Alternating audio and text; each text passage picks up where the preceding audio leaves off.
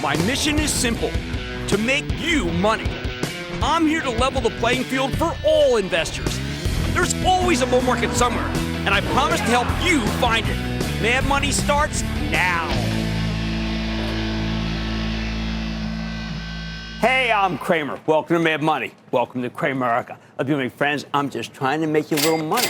My job is not just to entertain, but to educate you. So call me at 1-800-743-CNBC or tweet me at Jim Cramer. Memo to all of you compulsive Fed watchers out there. Get out of my face! Everyone is obsessed with the Fed's next foray, is basically investing with blinders on, and as a result, they're missing out on some of the greatest moves I've ever seen in my life. Moves coming from the most unlikely of stocks, and I don't want to see you ignoring these opportunities anymore. There. Whew. Got that off my chest. On a day when the Dow gained 161 points, that's been nudged down 0.02%, and the Nasdaq advanced 0.04%. Boy, it was up big earlier. I needed to say something because over the past couple decades, so many people in this business have become creatures of the Fed, not of companies and the profits that they make. Unless the Fed's happy, these people think unless it has this pound of flesh, these Fed watchers won't pull the trigger and buy stocks. Even stocks of companies that have almost nothing whatsoever to do with our central bank and are doing really well. As regular viewers already know, I'm a huge fan of Fed Chief Jay Powell. In fact, I'm enough of a fan to know how far his reach really goes. Even though he's plenty powerful, he's not powerful enough to control the direction of high-quality companies with minimal economic sensitivity. If you're not hostage to the business cycle, you can't be hostage to the Fed. Yet so many traders remain seemingly unaware of that. We see it every day. Consider just this one-day snapshot. Travelers. The giant insurance company reported earlier this morning, I saw sellers swarm. Why? I think they saw that retail sales were too strong, which made them think that bond yields would shoot up, which is exactly what they did. But these sellers were too clever by half. Travelers have been raising its premiums and making a ton of money on the premiums. So what happens to the sellers? They lost their French collared shirts today, as the stock of this Dow component ultimately soared 9% to a new all-time high. Well, how about Blackstone, the enormous private equity firm that invests in everything from real estate to data centers? The knee-jerk Fed worshippers hear the name Blackstone, they think investments. And to them, any company that's all about investments is a company that lives and dies by the Fed. If retail sales are too strong, rates shoot up as they did this morning. These Fed-centric stooges run from a Blackstone. Never mind that Blackstone reported one terrific quarter, one that eventually sent the stock up more than 6%, new all-time high. In the end, Blackstone is less levered to the Fed and more levered to the brains of its brilliant executives. When you buy shares in Blackstone, which I wanted to do so badly for my Chapel Trust, just didn't get a chance to, you're not buying the musings of the Fed chief during a strange, stilted Q&A session with reporters. You're buying the life's work of some of the smartest people in the business world. If you remember that, you will indeed profit from it. Then there's Wells Fargo. We've gotten a series of strong economic numbers of late, which makes the Fed watchers assume that we're looking at a series of slow and deliberate rate cuts, nothing fast. Maybe we won't even get one in November. What happens to Wells Fargo then? We own this for the Chapel Trust, and if you really believe the rate cuts will slow to a crawl, I think it's reasonable to be concerned. But what if, heaven forbid, the CEO set up Wells Fargo's portfolio precisely for this moment? And that's what CEO Charlie Scharf told us on Tuesday. We went up to see him. Turns out Scharf's just real smart. He figured this stuff out. You weren't levered to a group of Fed officials who are playing with dots. The dot plot, is that this? Right? I mean, this is what they play when they talk the dot plot, or they eat these things, take your fillings out. I can't eat them. You're dealing with someone smarter than you are, who has a view of the world that's spot on. There's nothing static about Wells Fargo. Charlie, like Blackstone, Schwartzman, and Gray, like Alan Schnitzer at Travelers, really knows how to do business in any environment. If you own their stocks, you don't need to obsess over the Fed's next move. You just need to know that these brilliant executives are steering their ships with the brains that got them to the top in the first place. They are not pitiful, helpless giants cowering in the face of the Fed. They're intimidatingly smart people. And look, those are just the financials. We see this stuff happen all over the place. Tonight, we got excellent numbers from Netflix. They have that advertising tier, of course. It's working. Intuitive Surgical, fantastic minds there. Fed immune storage that are hostage to the execs who run the place and their strategies, and both are pretty darn good. The Fed fear extends to any stock that seems to be expensive, high-priced earnings multiple, based on the possibility that the Fed might need to give up on its rate cuts to fully stamp out inflation. That's how investors get scared out of stocks like those in the semiconductor complex. That's how they sell Taiwan Semi, giant semiconductor manufacturer, off a bad quarter from a second-tier semiconductor equipment company called ASML, which everyone's forgotten already. Those people just moved at $18. They missed an $18 move, by the way. It was like mid-20s at one point. They probably sold NVIDIA, too, which is a major Taiwan Semi partner, where the stock that came roaring back today. More on that travesty later. I reference my charitable trust in the show a lot, and not just because I want you to join the investing club to get our ideas and analysis. I reference it because it's an idea free-for-all, where I literally have to be invested or I'm violating the spirit of the trust. It's not meant to be an index fund or in cash. It's supposed to be in stocks. We talk stocks. I can't say, oh, the Fed's making it mighty hard to invest, especially when we're only one rate cut in an easing cycle, which is exactly when the market performs best. We typically make several additions to the trust roster every year. Jeff Marks and I just constantly talking ideas, spitballing.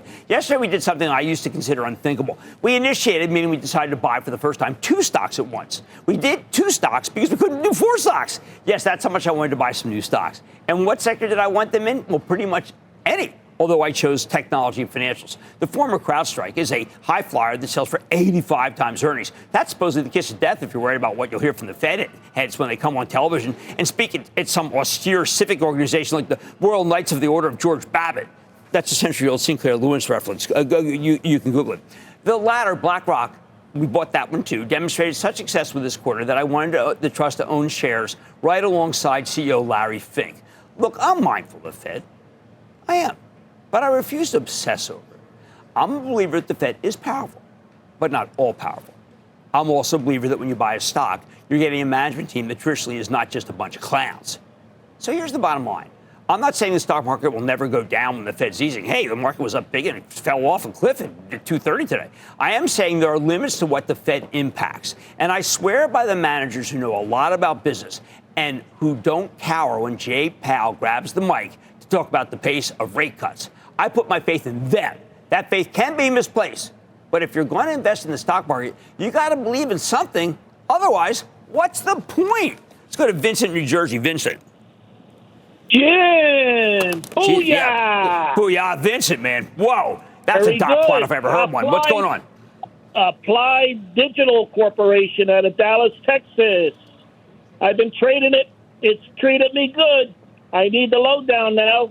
Is it a buy or a strong buy? Back up the truck buy. Give it to me. No. straight, Jim. The only one is, you mentioned NVIDIA. That's the one I like NVIDIA.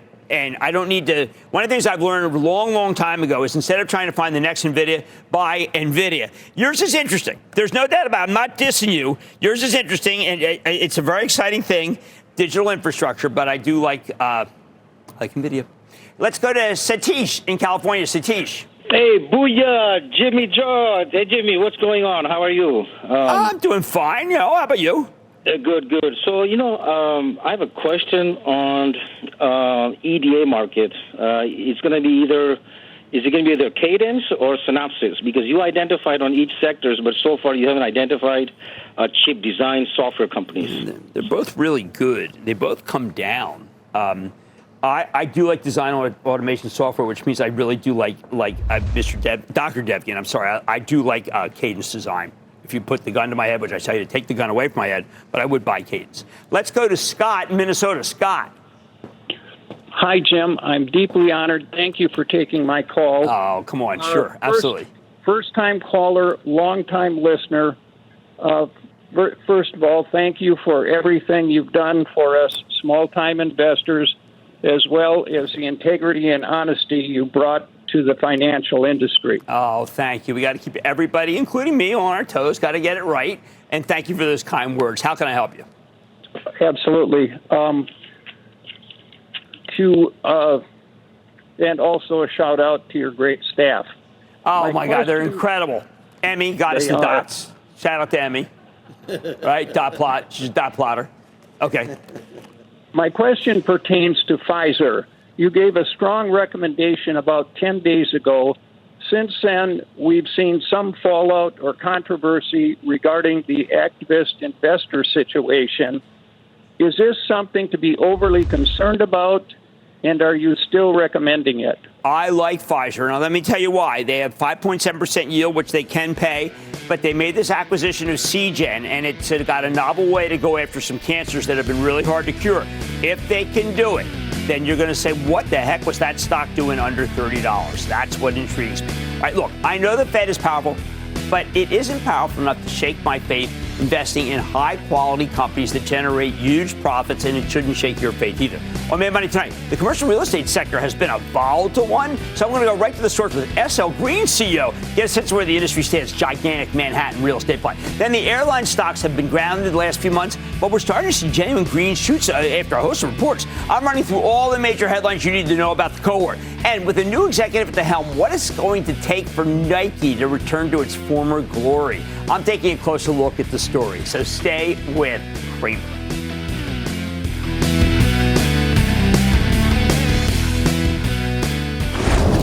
Don't miss a second of Mad Money. Follow @Jim Cramer on X. Have a question? Tweet Cramer. #MadMentions. Send Jim an email to madmoney@cnbc.com or give us a call at 1-800-743-CNBC. Miss something? Head to madmoney.cnbc.com.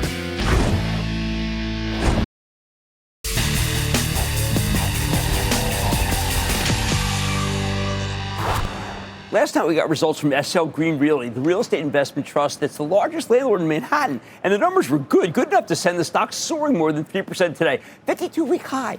Now, this is a company that's been on my radar for quite some time because it owns some of the best office properties in America. And like every other REIT, its yield gets more attractive as interest rates come down.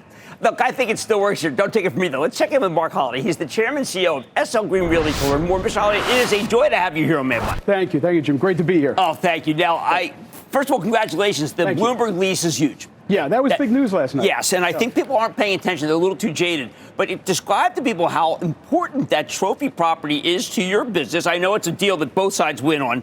And what it means for people who are saying, you know what, maybe I have to move soon. Maybe I got to lock up in some sort of lease with you guys. You know, it's a great point. First of all, it's great to be here. There's so much energy in this New York market right now, and I think it's really underappreciated because there's always a mindset that's still a little bit caught in the past. Right. There's still a lot of vacancy out there, but really not in the core market that we deal in, which is Midtown and East Midtown. Right. That's where 919 3rd is. Bloomberg signs a 925,000 square foot lease. They started as 200,000 feet 10 years ago. They grew by 25% in just this transaction. It's a real statement to New York about the growth of a global media company like Bloomberg in New York City. Great for them. Great for this company, great for the city. Well, when I first heard you speak, I went over to Midtown East, which, by the way, because I moved to Summit a long time ago, but I have a place in Brooklyn, I had forgotten what it was like. It's nothing like the way it was even 10 years ago. People seem to think that nothing's happened in New York other than offices being emptied. It's the opposite in Midtown East. No, the vacancy rate in and around what I call the Park Avenue spine is under 10%. It's about 7%. I would say that's about as low as I've seen it in my 26 years of doing real estate at SL Green. It is enormously space constrained right now in the A-class buildings that are in the hands of better landlords, amenitized, sustainable. You can't find space, and the rents, which used to be $70, $89 a foot, are now $120, $130, $150 a foot. See, I'm confused that what people are waiting for. I do dabble in real estate, but if rates come down and they come down the way that people think, then you're really kind of, it's like a person's dilemma. I got to move, you got to move, I got to move. Is there going to be a rush at a certain point because the properties are all going to be gone, rates come down, work from home, kind of a thing of the past? If you're a tenant between 500,000 feet or more, it's already passed. It has. There's really no big block of space in what I'd call A-class Midtown building, other than new construction, which you know takes many, many years.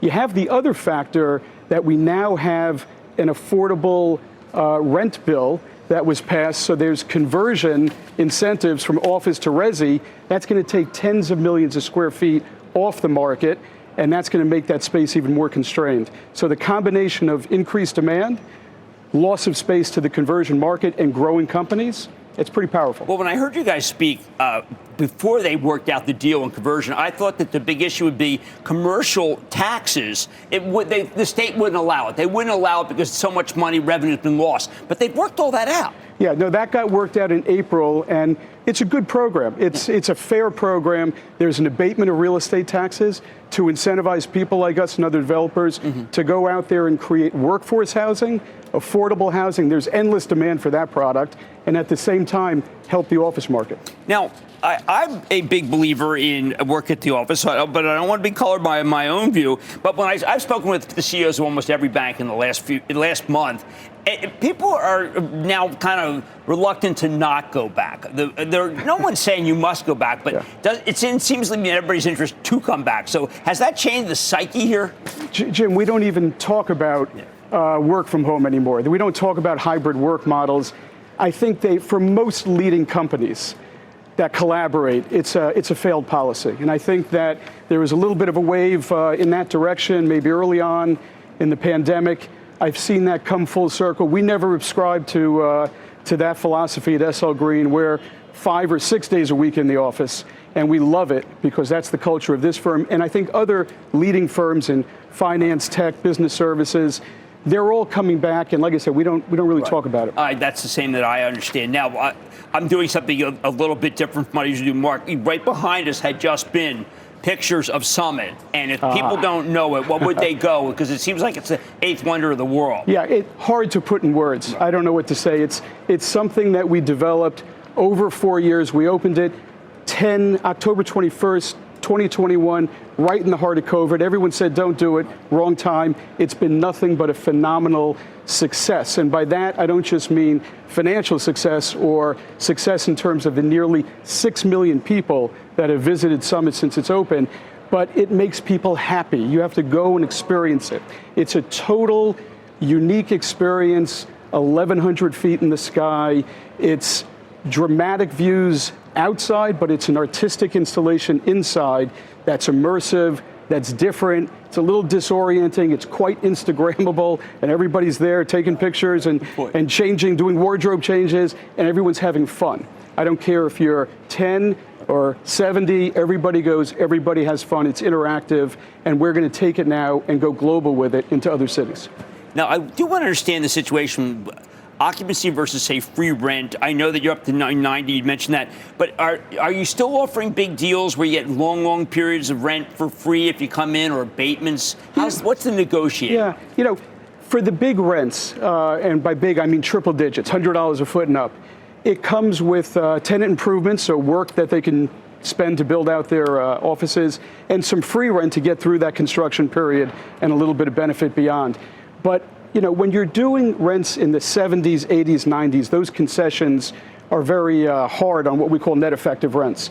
But when you're doing rents at $125 to $150 a foot, those costs are pretty fixed. There's a lot of extra margin, those big rent deals, and that's why we focus on mostly, if not entirely, Class A properties, where our average rents in the portfolio for this year are in excess of $100 a foot. That's pretty good. Now, who does own the B and Cs? Because it's none of the publicly traded companies I know. Yeah. They got pretty smart early on and decided that's not where they want to be. Yeah, it's a mixture. There's a lot of individual owners that used to dominate the market back in the 80s and 90s. Families, I forgot. Families, individual. Right. But also, some institutions that are, let's say, outside New York, who may have looked at something that, looked really good at sort of a peak of market, but they don't wear as well in the bottom of market, although the conversion to residential may be the panacea to bail out a lot of those folks at the end of the day, because they may not be prime office buildings, but they could be prime residential locations. Right across the street is where I started at Goldman Sachs, and that's now a 3-bedroom place. It looks pretty good. They got a pool at the top. I wish I would never left Goldman if we still had that. Well, congratulations on coming through. It was a tough time, but that's over. Now we just try to book restaurants. We can't get in anymore. Hard to get a reservation anywhere, but you have my number because we have great hospitality all throughout Midtown. I'll get fired for that. I'll try to book it myself, but thank you. That's Mark Holliday, CEO of SL Green. A stock leave like this now doubled, and I think it can go higher. Mad Money's back after the break. Coming up, are airline stocks hitting turbulence, or could they gain altitude after earnings? Keep your seatbelt fastened. Cramer's taking to the skies. Next.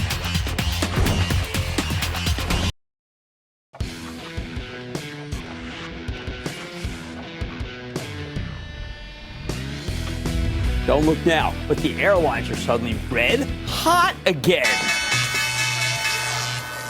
This is frankly a very surprising development. Back in the spring, the industry started cooling as we moved past post-COVID revenge travel, and lots of new capacity came online, which meant the airlines had less pricing power. From mid-May through early August, these stocks, they were just disasters. Since its lows on August 5th, though, the JETS, J-E-T-S, ETF, has rallied almost 35%, practically in a straight line. Now, some of that's related to the Fed, obviously. The airlines are economically sensitive, so when we get rate cuts, they do better. But more recently, it's all about earnings, as we got a pair of quarters from Delta and United Airlines that sent both stocks into the stratosphere. And I think something big is happening here. Delta reported first last Thursday morning, and this is widely considered the best-run operator. But there were some worries about this quarter, thanks to, in part, remember the massive CrowdStrike-fueled computer outage in July? And you know what? The headline numbers certainly weren't great, with weaker-than-expected sales and earnings. Total revenue per average seat mile, which is a very important number, it's called RASM, was down 3.6% year over year. Cost per available seat mile, excluding fuel, were up 5.7%. Hey, that's not particularly good, right? Looking forward to the current quarter, Delta guided from 2 to 4% revenue growth, a bit below the 4.2% number Wall Street was looking for, though their operating margin and earnings per share forecasts were both in line with the estimates. So why the heck did Delta stock take off in response to the across-the-board miss of a quarter? Well, look, at first the stock fell 7% in pre-market trading. I looked at it and I said, oh, this don't tell me this is true.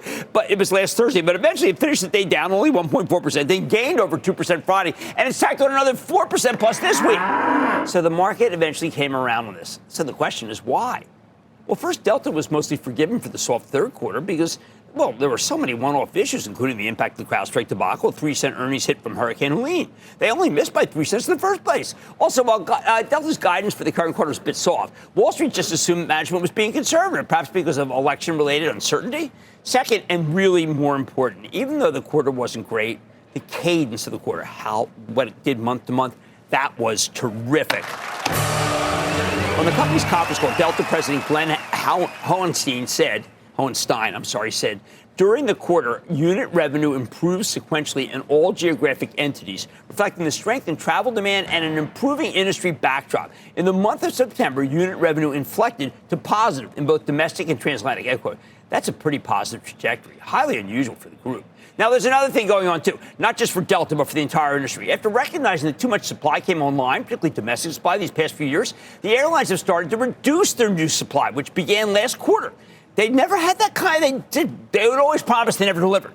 Delta has an investor day coming up next month where management plans to introduce new long-term guidance, and I think they sound pretty confident about it. More on that in a second. For now, just know that Delta's conference call commentary was bullish enough that eventually investors gave them the benefit of the doubt. Buy. How about United, which reported on Tuesday morning? Well, wow, their numbers were just plain good. No explanations needed. United delivered healthy top and bottom line beat, and they gave excellent earnings guidance for the current quarter. On top of that, management announced an astonishing $1.5 billion buyback. That represents about 6.2% of the market cap at these levels. This is their first buyback since they suspended the last one in 2020 when the pandemic hit. Just a major vote of confidence in the stock. I was taken aback by its size. United Airlines CEO Scott Kirby came on our air. He commented on the removal, by the way, of what's called unproductive capacity, meaning flights where tickets are priced so low that nobody makes money. Fortunately, he says unproductive capacity is leaving the market, which is the same thing we heard from Delta. He promised this capacity reduction would occur on the previous conference call. He totally delivered. There's no need to overthink the United quarter. Positive is positive. While the company still has some issues like negotiations with the flight attendants union, this was an extraordinary set of numbers with even better commentary about the future. That's why the stock jumped a shocking 12% yesterday, tacked on another 1.8% today. It's an airline. After looking into those quarters from Delta and United, here's what I have to say. First, I want to be very clear that these two earnings reports were not the same. United's results were much better than Delta's, which is why its quarter was instantly well-received, not eventually well-received after an initial sell-off like Delta's. But what really matters here is their commentary on the state of the industry. See, we are finally getting confirmation of something the airlines have been predicting for a while. The industry is removing low-fare domestic flights. Now, that's great for the entire airline business, and not so great for flyers. Great for the airlines. It's also pretty surprising. For most of my career, I've been wary of airline rallies, especially when I'm late to the party, because this is a textbook boom and bust industry.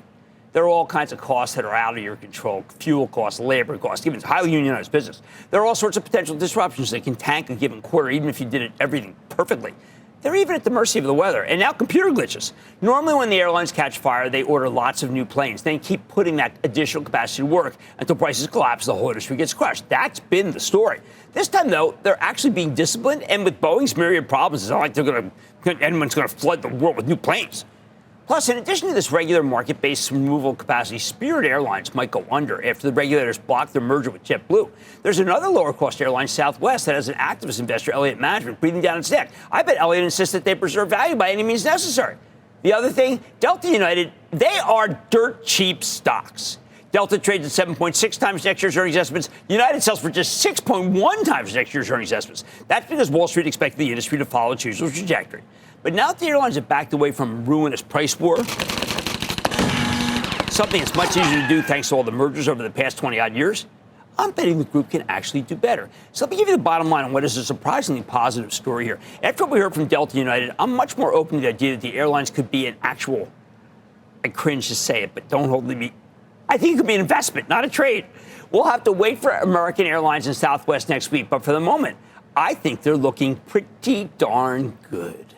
Bert in Indiana. Bert. Hello, Jim. Hello. Good evening. Good evening. Big fan of your show. Thanks for taking my call. Thank you. My call is about Axon, the taser and body cam manufacturer. I have to tell you, Held the share. it's just going higher. I mean, it's just a great story. It's much more than taser. It's a storage, record storage company. It is a great company. We used to have Rick Smith on all the time, and he's just a total hitter. And I think the stock can work its way higher. Even though it is expensive, it just keeps delivering and delivering and delivering. Let's go to Eric in Massachusetts. Eric. Hey, Jim, thanks for having me on again. So, Of course, thank you. JetBlue. Last time I talked to you, we were kind of down, but things are looking good. Well, we got United. We don't need it. We got United. United is 6.1 times earnings. It's just a better story. JetBlue's had a big move off the bottom since the Spirit stuff. Go with United. Eric in Michigan. Eric. Hi, Jim. How are you? I am good, Eric. How about you? Good, Jim. My question is on General Motors today. With potential rate cuts on the horizon and the company reiterating guidance in 2025 to match 2024, which has been stellar thus far, with a share buyback program that's happening right now and the stock trading at a forward PE of under 5, this stock seems extremely undervalued. Jim, what am I missing on this $49 Okay, I think stock? what you're missing is this. I think people think the former President Trump wins, and he's going to go after any Mexican imports. GM is the biggest importer. Mary Barr's been there for 10 years. I'm backing with Barr. I think the stock goes higher. I think you should buy it. I am definitely more receptive to the idea that the airlines could be a good investment rather than a trade. After hearing what Delta United had to say this earnings season, boy, this United is a good story. Much more Mad Money. Nike is ready to put its best foot forward with a new CEO. So is it time to nibble at the stock here ahead of the potential turnaround? I'm running through the story and give you my take. Thank you. Americans know I'm watching the chip sector closely, and last night's conference call from Taiwan Semi gave us a lot of clues about the state of the industry. I'm giving you all the important takeaways from the report, and of course, all your calls rapid fire in tonight's edition of the Lightning Round. So stay with Cramer.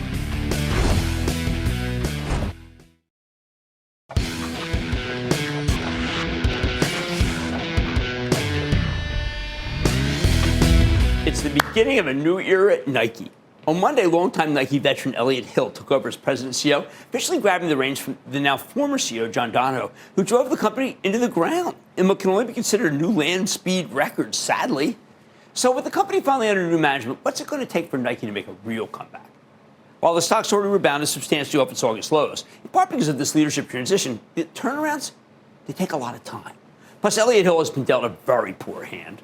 When Nike reported a little over 2 weeks ago, it delivered a solid earnings beat, but it also had a revenue miss and weak guidance for the current quarter. They even pulled their forecast for the 2025 fiscal year, which ends in May. The stock got dinged in response. It's still down more than 50% since it peaked in late 2021. Business is not good at Nike. So how can the new CEO turn the ship around? The company's already taken the first step by firing John Donahoe, a great tech executive who turned out to be a suboptimal shoe dog, the name real shoe people identify with. They replaced him with a homegrown Nike guy, someone who got his start there as a sales intern in 1988. Before his retirement in 2020, Hill served as president of consumer and marketplace for Nike. He really knows the core business back to front. You need to know that Hill is beloved at the company. Employees actually cheered the news of his appointment last month, and he reportedly got a standing ovation at an all-hands event on Monday. That matters. Morale has really suffered under Donahoe. But I also like that Hill's not in denial about the very real challenges that Nike faces, even as he seems confident that he can turn things around. The last guy always seemed clueless about what was going wrong. It was almost as if he thought that it was going right when it was going wrong. And make no mistake, there's a lot wrong here. Nike got too reliant on direct-to-consumer DTC channels, especially their digital marketplaces. The consumer's grown more tepid in North America and in Europe. China's awful. At the same time, Nike's facing intense competition, especially in their core footwear business. Competition from Cramer faves like Hoka, part of Deckers Outdoor, and On Holding, and even old-timers like New Balance, Asics. So how can Hill turn things around? I got a couple suggestions. First, Nike needs to repair its relationship with top distributor partners like Foot Locker, where they used to debut some of their best new shoes before moving many of those hot launches online, mistakenly. Same goes for Dick's Sporting Goods, one of the few scaled players remaining in the sporting goods retailer space after Sports Authority and Modell's went under. Fortunately, it seems like management's already on the case. Listen to what Foot Locker CEO Mary Dillon told us just over a month ago. I think it's important for people to know that you have solidified the relationship with Nike to the point where you're getting the absolute best. Some felt that Foot Locker wasn't getting that. This, to me, is really the most important stuff that Nike has to offer. Well, listen, I'm excited about where we're heading with all of our brand partners, and Nike and Jordan brand, very important to us. You can see many of the launches here. In fact, we have some new Kobe's up there on the shelf. And, for us, it's about really building together with all of our brand partners to drive category growth. Nike started fixing its retailer problem back in July when the company brought back another retired executive, Tom Petty, to manage its retail relationships. Like Hill, he left in 2020 when the Donahoe era began. News of his rehire broke in July. I'm bringing this up now because in the weeks since we learned that Elliott Hill's taken over as CEO, we found out that Petty's getting an even more important job, general manager of North America, effective October 21. So clearly Nike's on the case here. The next problem for Nike is the spotty consumer spending environment, both at home and abroad. This is something they have zero control over, but with central banks around the world cutting interest rates in order to juice their economies, I think we're headed in the right direction. Just today, the European Central Bank cut rates for the third time this year. That's pretty big. All else equal, these moves are good for the consumer, especially the kind of consumer who might be willing to pay a premium price for a pair of sneakers. The next piece of the puzzle, China, which looked pretty bleak until a few weeks ago. But now that the Communist Party's announced their largest stimulus effort in years, including programs aimed directly at consumers, things look, let's say, a little less bleak. Very helpful for Nike, which remains in very good stead with the communist regime. Hey, who doesn't love Michael Jordan? So far, so good. What I am worried about, though, is competition, because those challengers like Hoka and On have become a lot stronger in recent years, and they're also much better in quality than they used to be. I certainly don't think the Nike brand is dead, but it's been losing mind share. In the latest iteration of the semi-annual Piper Sandler teen survey, very useful poll of thousands of teens, Nike had what I can only call mixed results. But look, it held on the number one spot as favorite brand in footwear and apparel for all teens, and it's still number one by a wide margin. That's very good for Nike. That's why I wouldn't write it off. But a year ago, 61% of the teams called it their favorite footwear brand. That's down to 57 in the latest survey. Because of some quality concerns that a lot of people have and a lack of newness, I think the downward mindshare trajectory is going to continue. Look, the Donahoe era did real damage to Nike. The quality of the company's products, once unassailable, is now perceived to be notably weaker. Remember, Donahoe was a tech guy, not a shoe guy. He focused too much on aggressively growing the digital business with great technology and not enough on the actual merchandise, something that doesn't fly if you want to try on the shoes. And who buys expensive shoes without trying them on? I believe the new management team led by Elliott Hill can fix this. They're shoe guys. But I'd like to see at least a little more evidence before declaring that the turnaround is at hand. Unfortunately, sometimes in this business, you can't afford to wait for decisive proof. Nike's already selling for 30 times this year's earnings estimates, which is far from cheap, but still a nice discount from its 5-year average multiple. It's just, if just a couple of things go right here, the stock can roar. If you're waiting for a proof of comeback, you may just miss the bottom. So here's the bottom line. Nike's under new management. It's once again being run by people who understand the footwear and apparel business. And we've also got central banks around the world cutting rates to make things easier on the consumer. At this point, you got my blessing to put on a small position. Only small. Because if Nike really can turn itself around, the stock will take off long before the financials do. You need to get ahead of that. But it's a risky call, so I should just build your position gradually over time. There's no hurry to buy this one because the fix can't be a quick one. Too much damage, too much mind share sacrifice on the digital altar by the Donahoe regime. Mad Money is back after the break. Coming up, hit us with your best shot. An electrified fast fire lightning round is next.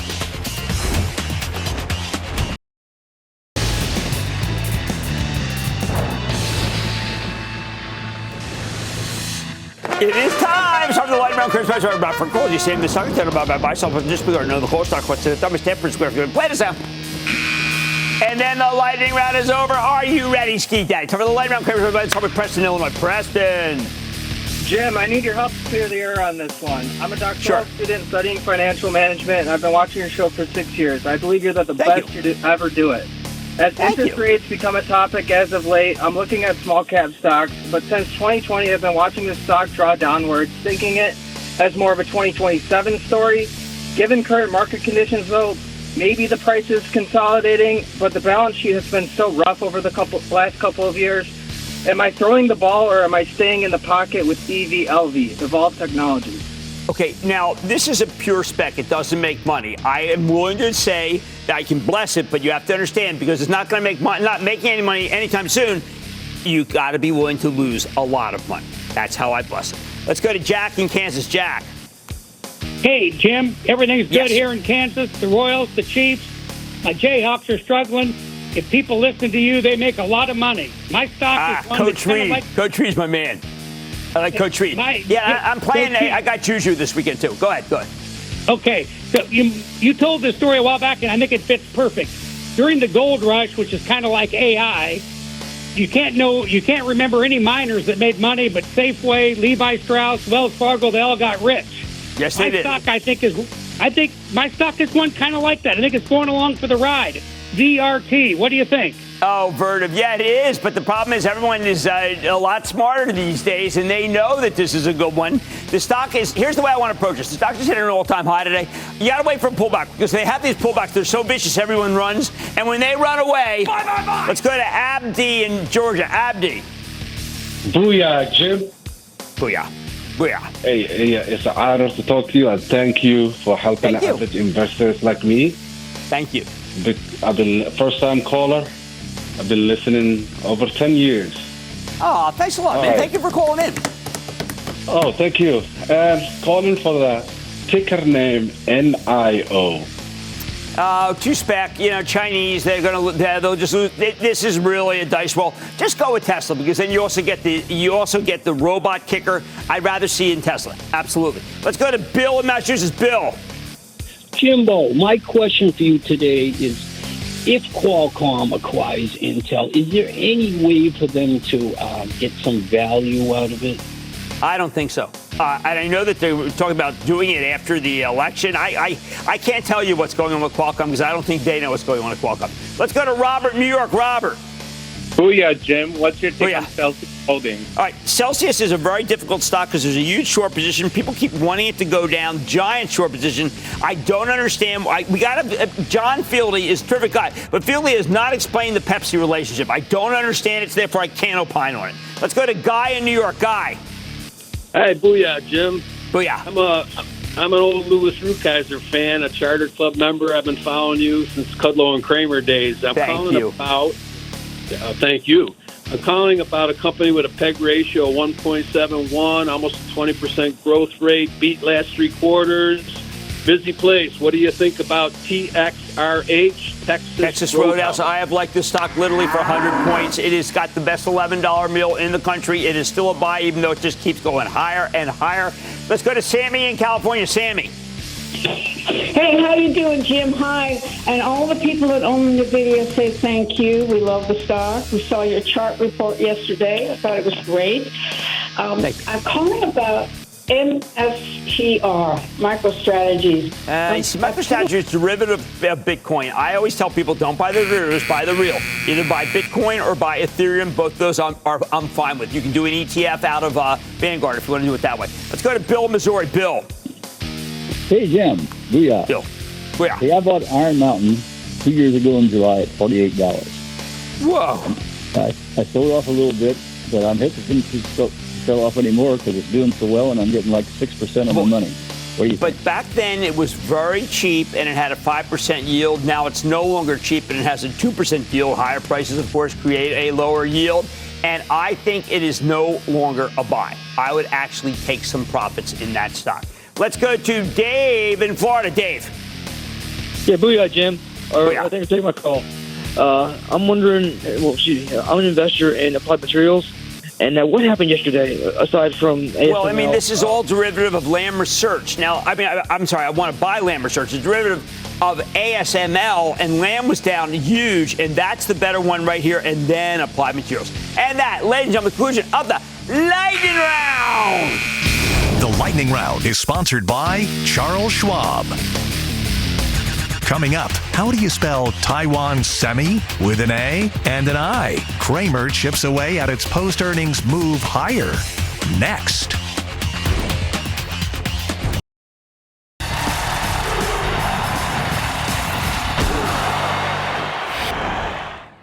Set the alarm for 2:30 a.m. last night. Actually, I was already up. That time difference with Taiwan's a killer. But if you didn't listen to Taiwan Semi's conference call last night, you missed out on a performance that explains so much of what's going on in this market, in the world. I'm talking about the off-the-charts demand for chips that enable artificial intelligence. Those are almost all manufactured by Taiwan Semi, which is the crucial cog in the semiconductor machine. That's how you know this move is for real. This company's the biggest and the best. Last night was a tour de force show, especially for one customer, NVIDIA. They might as well have entitled the conference call in praise of NVIDIA, because NVIDIA is crushing it in a partnership with this amazing Taiwanese company. I talk about NVIDIA a great deal, but I don't say much about Taiwan Semi, which is wrong. See, like most American semiconductor companies, NVIDIA is actually more of a designer. Taiwan Semi is the company that builds the product. It's a foundry.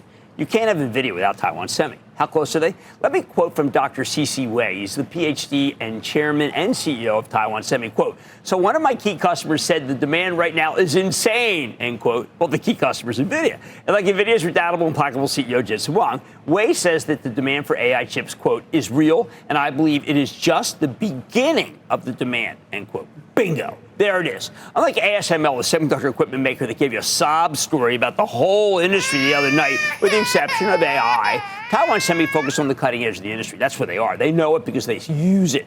As Wei said, quote, we have our real experience. We have been using AI and machine learning in our fab and R&D operations. By using AI, we are able to create more value by driving greater productivity, efficiency, speed, qualities, end quote.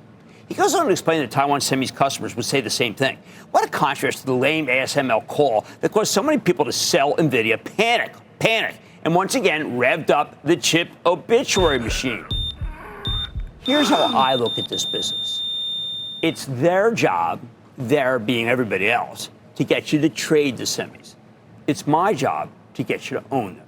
But there are plenty of moments of doubt. When I read the tweets from Salesforce CEO Mark Benioff chiding Microsoft's Copilot for being second-rate, I think, maybe AI is all for show. When I see a ChatGPT entry for something I know and the darn thing's completely wrong, I cringe. But in the end, we're just really early in this AI story. Jensen would tell you that right now those machines are about as smart as the average person, but in 2 years they'll be smarter than all of us. I'm just urging you to identify stocks that are worth owning based on long-term trends, and then stick with them even in moments of turbulence. When everyone else has lost their head. 2 days ago, because of ASML's errant comments, NVIDIA's stock fell almost 5%, all the way down to 131. Did you sell? Because if you did, you're probably kicking yourself, as it hit $140.89 today to a new high before selling off at the close. Believe me, I was worried about Taiwan Semi's numbers. I'm always worried. I trust, but I verify. Last night was the verification I needed to stay the course on NVIDIA and other AI chip plays. I hope you'll join me. If the CEO of Taiwan Semi is right, it really is just the beginning.